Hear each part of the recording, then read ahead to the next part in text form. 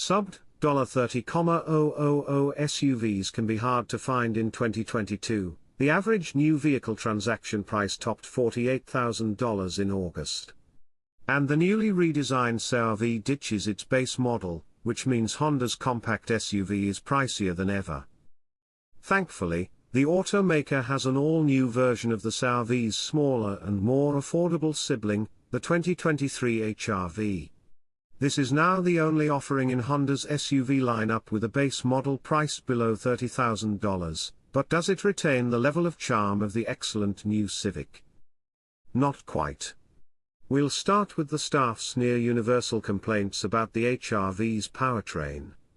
We recognize that subcompact SUV buyers are mostly unconcerned with straight-line speed, but even for those shoppers the HR-V is underpowered, not to mention less efficient than its predecessor. Our judge's notes described the engine as anemic, gutless, and problematic. Not only that, the non-turbocharged subcompact Honda's meager power reserves are found high in the rev range. We often needed to pin the accelerator to the floor to drive safely on highways or inclines. It's noisy, too, and the continuously variable automatic transmission means the engine groans unpleasantly during acceleration. If Honda offered the HR-V with the turbocharged i4 available in the Civic and CR-V, it would go a long way to addressing both the power and loudness.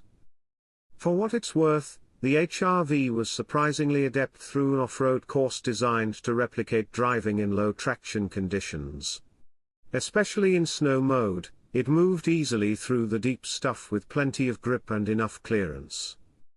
Multiple judges also called out accurate steering and good body control, but buyers should know there are comparable alternatives with softer ride quality and less road noise. Honda's driver assist tech is intuitive and works well, plus it's standard on all trims. Inside, the cabin is clean and functional, though one judge is growing tired of the honeycomb air vent motif, first seen on the Civic. It's also featured in the CR-V and Acura Integra. Honda provided plenty of clever storage solutions in the HR-V's cabin, and there's more space inside than we expected. The digital instrument cluster and touchscreen infotainment system are logically laid out, but the infotainment graphics look slightly dated, and we wish the screen was canted toward the driver.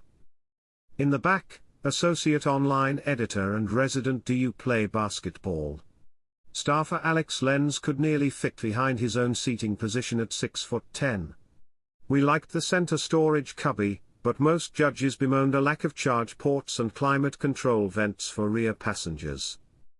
So the HR-V offers strong value for buyers seeking a Honda SUV, and we like its clever, spacious interior and useful standard safety tech. But that's just not enough to compete in a subcompact crossover segment that has ballooned to more than 20 vehicles.